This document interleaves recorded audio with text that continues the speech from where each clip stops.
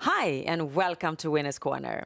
Romme Racetrack is where we're heading for this Saturday's V75 round. And it's fabulous sport with the two E3 finals, the short ones to look forward to. And as always, we have millions of euros to win if we play it right when we analyze the V75 round. And that, Mike, that is your job. And what do you think of the round as a whole?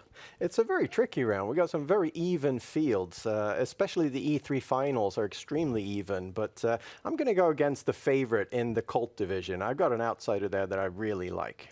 Okay, we look forward to hear about that a little bit later. But we start now first outside the V75 frame in race 3. It's a large field, a long distance. The horses are divided up over 2 tiers, Mike. And what will be your opening bet? Number 9, Bombi Bet SIR. I don't know what kind of odds we'll get on this one. The horse is ranked second to last in the race card, but I think the bettors will be a bit more awake than that. Last time he was out on the V75 circuit, we had him as a banker here at Winners Corner. He got pulled last through the last turn there by the tiring leader, and then finished quite strongly on the outside. Kai Vidal driving there at the back. Very nice finish from Bombi Bet SIR, and I think his form is intact. He moves down in class quite a bit this time. Little bit concerned about the tight number. He's got the 4 with the circular system, but he's handled that before, and I think he'll stay trotting. And as long as he stays trotting, I think he's got a great chance here, and I'm hoping to get good odds on this one. Great start there with a nice win bet in race 3. We move on to race 5, which also equals the start of the V75 round. And also this is with circular start. The favorite here is number 2, Trot Kronos, Mike. And what is the likelihood of him winning this race? Well, it's pretty big. He stands out as the best horse here, but he's going to be parked on the outside of number 1, Victorious Star. Connie Lugauer is not going to surrender the lead here, I think, and give up the race. So number 1 on the inside, 2 on the outside, and in the pocket slot we will find number 8, Olympic Torch, who's pretty fast from the start.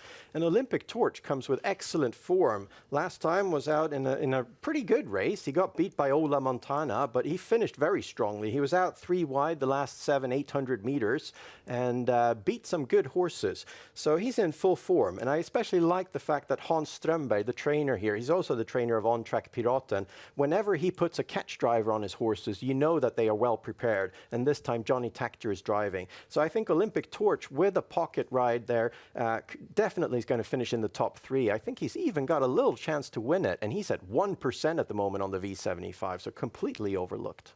So it played safe here and go with the show bet on a real outsider there in number 8, Olympic Torch. Now we jump on to race 7, and here we have the gold division, and we have a huge favorite in number 5, Carabinieri. And it's a long distance, 2,640 meters, Mike. And what do you want to do with this race? Well, at first, when you just read the card, I also felt that Carabinieri was a very safe banker. But then I checked his last race out when he was out in a sprint race, and it didn't really convince me. He didn't finish all that strong. So I've got a little feeling that he's not in full form at the moment. He's going to be parked on the outside of Charua Forlan here, and he's going to have a rough trip. So I feel he's a bit overvalued on the V75. Instead, I'm going to go for another show bet here. Number 10, Fire to the Rain, has a good chance of finishing in the top 3, and I think could even win this one at very high odds. Has had excellent form now several times running, but very poor posts every time. Always ends up at the back somewhere from the start, and then finishes very strongly. But with the form that Fire to the Rain has shown, it's going to win any day now, and I think it very well could be this time if Charua Forlan and Carabinieri battle it out and keep a high pace here over this long distance. Fire to the Rain will take down a lot of horses over the stretch. And this means, I think, Mike, I think we should go for a win bet here with I Fire think so to too, the Rain. Yeah. Let's do that, and let's move on to race 9. It's a class 1 race, also this over long distance. And what are you up to here? This is a very tricky race here. I feel it's quite even, this field, but one that it seems to be completely overlooked and has form is number 6, Idindi. I feel that this horse is a bit underestimated. Second to last time, the horse was out in the same class as he's in now. Finished very strongly there and won it right at the wire at very high odds. Then last time, the horse was also quite good, got a bit locked in, finished strongly, and Idindi comes with excellent form. Has gate speed as well, so I think she's likely to find a good racing position here from this post.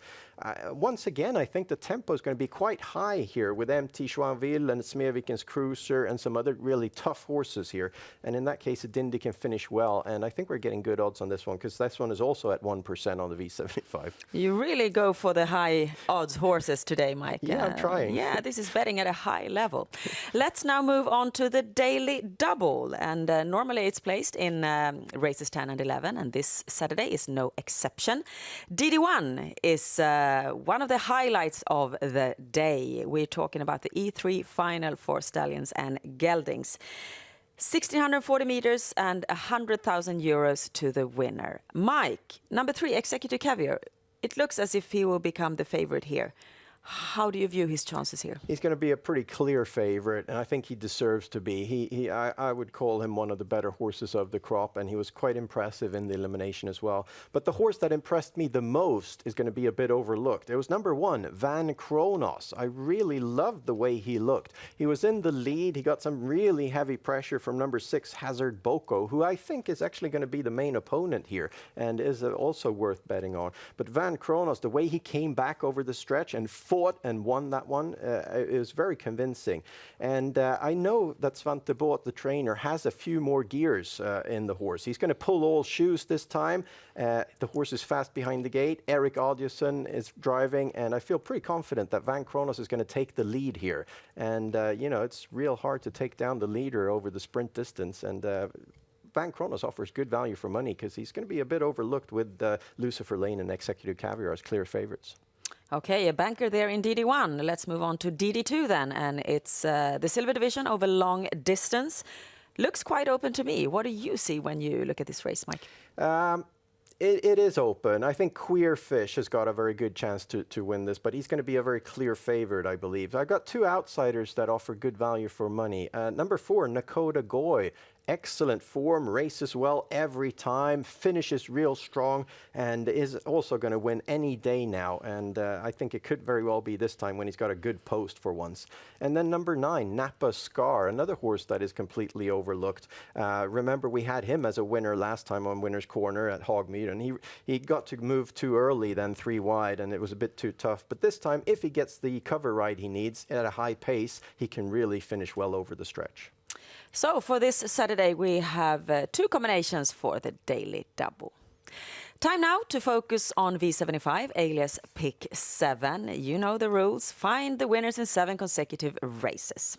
Mike here, he's got a plan, and we are privileged to find out what it looks like. So, Mike, let's take a look at your system.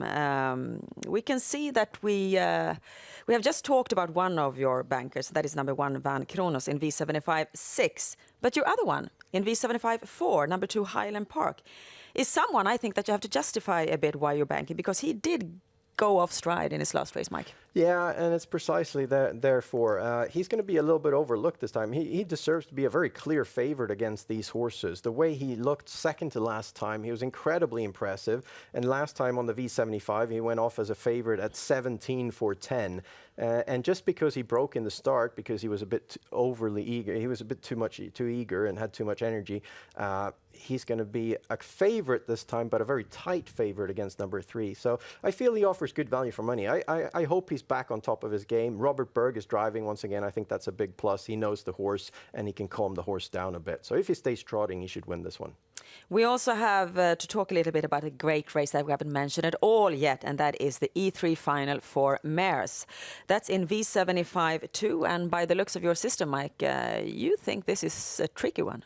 It is tricky. My personal favorite is number 2, Sunwapta Goy, trained by my friend Sten Jansson. I think that is the horse that has the most development in her. She's going to be the best of these horses in a year or so. But she's still green. She's still fresh, only raced 6 times. And I think she's going to have to do work on the outside here. So I'm a little bit concerned about that. So in case Sunwapta Goy doesn't win, it's very open. Okay then, 720 combinations. That's the amount of combinations that we have for this Saturday's V75 system.